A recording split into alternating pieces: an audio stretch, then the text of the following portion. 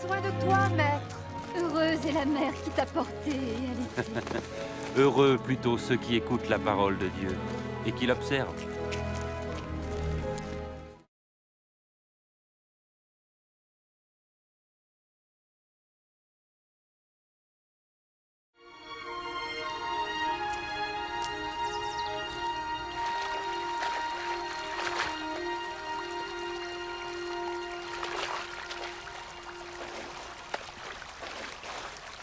Apprends-nous à prier, comme Jean l'a appris à ses disciples.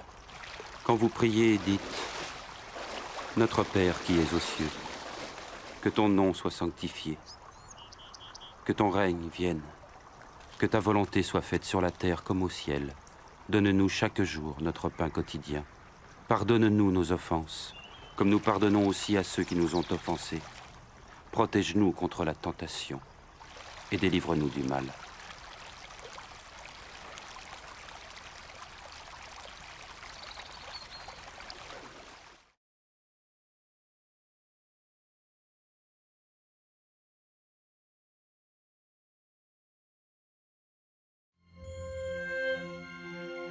Dans les Saintes Écritures, Dieu déclare que le Messie viendrait pour être le sauveur du monde. La vie de Jésus prouve qu'il est bien celui dont les prophètes avaient parlé. Ésaïe a prophétisé que la Vierge deviendrait enceinte et qu'elle enfanterait un fils. Des siècles plus tard, la naissance de Jésus accomplissait cette prophétie.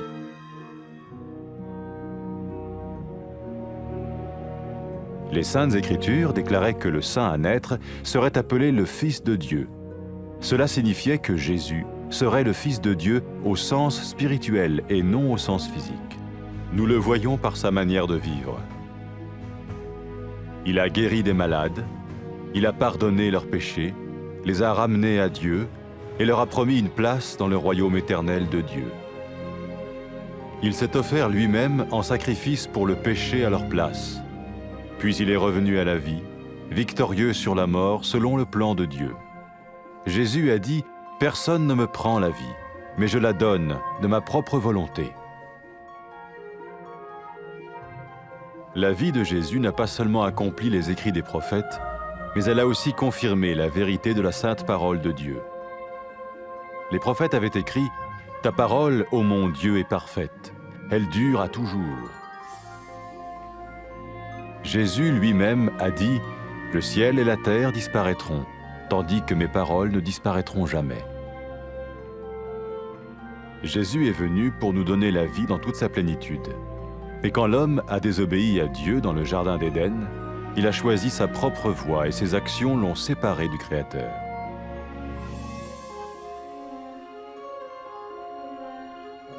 Les Saintes Écritures déclarent que tous ont péché et que le salaire que paye le péché, c'est la mort.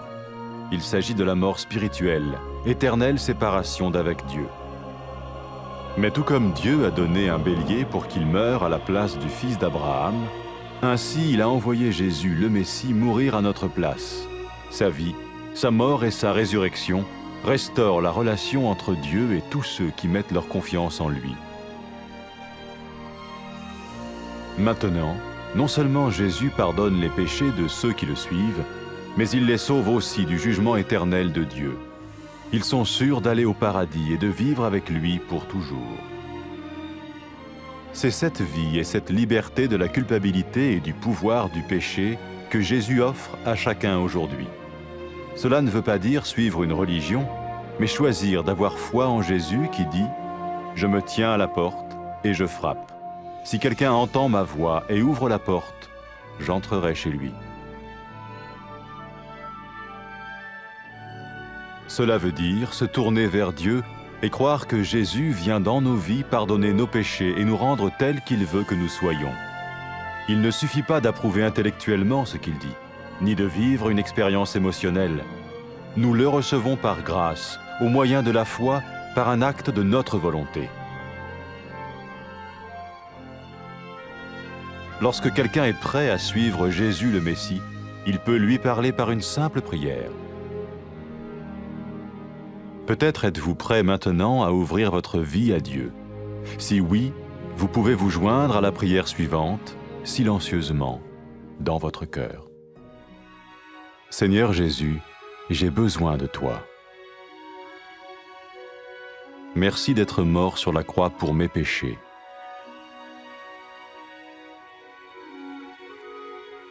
Je confesse mes péchés et je m'en repens.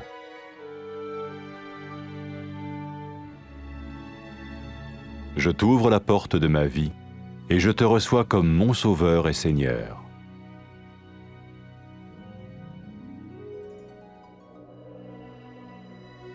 Merci de me pardonner mes péchés et de me donner la vie éternelle.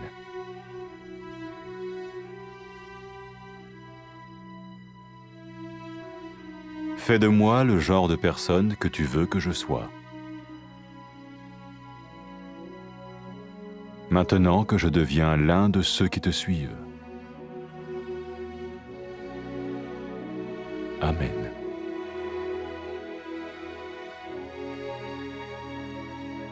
Jésus a dit à propos de ses disciples, « Mes brebis écoutent ma voix, je les connais et elles me suivent. » Pour expérimenter la vie en abondance promise par Jésus, ceux qui le suivent parlent à Dieu chaque jour dans la prière et lisent ou écoutent sa parole. Ils parlent de lui à d'autres personnes et rencontrent régulièrement ceux qui l'aiment et le suivent. N'oubliez pas sa merveilleuse promesse. Tout pouvoir m'a été donné dans le ciel et sur la terre. Et sachez-le, je vais être avec vous tous les jours, jusqu'à la fin du monde.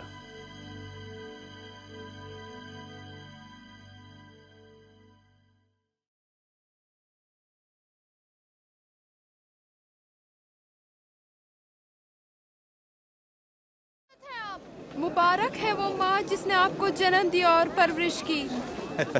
मगर मुबारक हैं वो जो खुदा का कलाम सुनते और उस पर अमल करते हैं।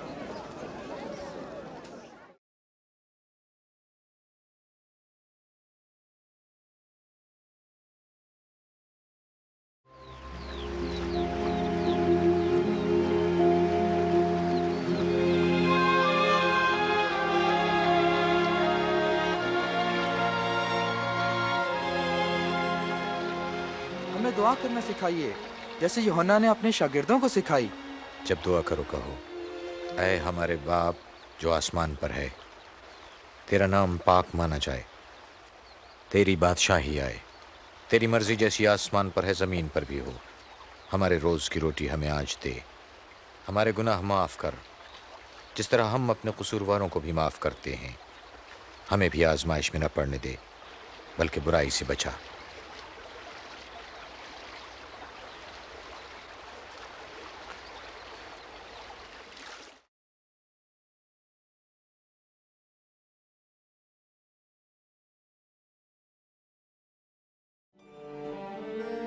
कलाम मुक़द्दस में मरक़ूम है कि खुदावंद खुदा मसीह को भेजेगा ताकि वो गुनाहगारों को बचाए और खुदा के साथ उनके रिश्ते को बहाल कर दे।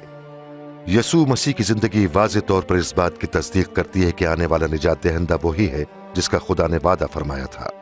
यशायाह नबी की मार्फत लिखा है कि एक कंवारी हामला होगी और बेटे को जन्म देगी, और ऐसा ही हुआ। मुक़द्दसा मरियम जो कंवारी थीं, क़ादिर मुतलक की कुदरत से हामला हुई और उनसे यसू अल मसीह पैदा हुए। जैसे कि कलाम मुक़द्दस में लिखा है कि यसू अल मसीह की पैदाइश खुदा की तरफ से इस बात की अलामत थी कि यही बच्चा मसीह है जिसे खुदावंद खुदा ने अपना बेटा कहकर पुकारा है। जब लोगों ने यसू को देखा तो उन्होंने खुदा की कुदरत और क़ुव्वत को देखा। आपने लोगों को शिफा बख्शी और उनके गुनाह माफ किए। आपने उनसे अपनी अबदी बादशाहत में जगह देने का वादा फरमाया। यसू ने तमाम बनी नौ इंसान की खताओं के वास्ते अपनी जान फिदिये में दी। यसू मसीह मरने के बाद फिर जिंदा हुए, जो इस बात की दलील है कि उसकी कुदरत मौत के इख्तियार से कहीं बढ़कर है। यसू अल मसीह ने फरमाया कि मुझे अपनी जान देने और उसे फिर लेने का भी इख्तियार है। यसू मसीह की जिंदगी बिल्कुल वैसी ही थी जैसी नबियों की मार्फत पेशनगोइयां की गई थीं। यसू मसीह की जिंदगी इस बात का सबूत थी कि नबियों की मार्फत खुदा का कलाम सच्चा और ला तब्दील है। जैसा कि नबियों की मार्फत फरमाया गया था कि कलाम खुदा हर ऐब से पाक और अबदी है। यसू मसीह ने खुद फरमाया कि आसमान और जमीन टल जाएंगे लेकिन मेरा कलाम अबद तक कायम रहेगा। इब्तिदा में खुदा ने आदम और हव्वा को पैदा किया ताकि वो खुदा की रफाकत में खुश रहें, लेकिन उन्होंने खुदा पर भरोसा ना किया और उसकी हुक्मदूली की, उनकी इस नाफरमानी ने उन्हें खुदा से जुदा कर दिया। कलाम मुकद्दस में ये लिखा है कि सब इंसानों ने गुनाह किया और गुनाह का नतीजा मौत है।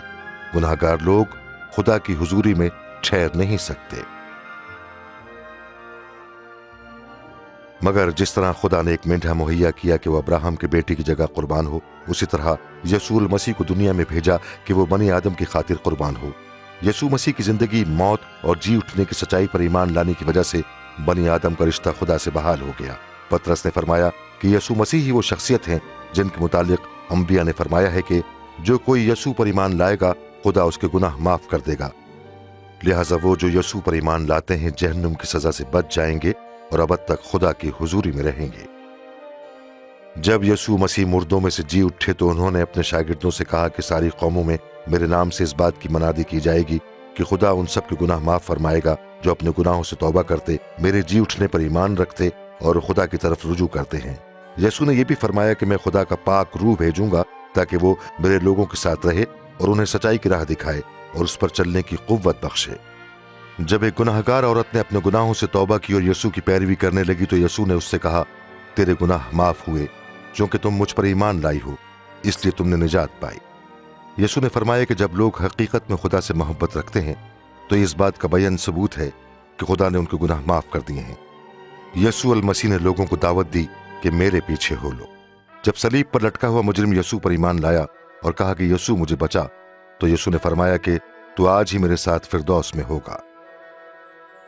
जिन लोगों ने मसीह की पैरवी करने का फैसला कर लिया है अपने रिश्ते की इब्तिदा इन अल्फाज से कर सकते हैं,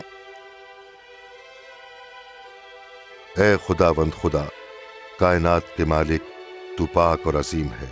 मैं तेरा शुक्र करता हूं कि तू मुझे एक बाप की तरह प्यार करता है। मुझे अफसोस है कि मैंने तेरे हुक्मों की नाफरमानी की है और तेरे खिलाफ गुनाह ही किया है। मैं तेरा शुक्र करता हूं कि तूने यसू को भेजा ताकि वो मेरी खातिर सलीब पर मौत का वारा करे और मुर्दों में से जी उठे। मैं तेरा शुक्र करता हूं कि यसू ने मेरे गुनाहों की खातिर सजा पाई। मैं तेरे बताए हुए रास्ते पर चलना चाहता हूं और मसीह यसू को अपना खुदावंद और निजात दहिंदा मानता हूं।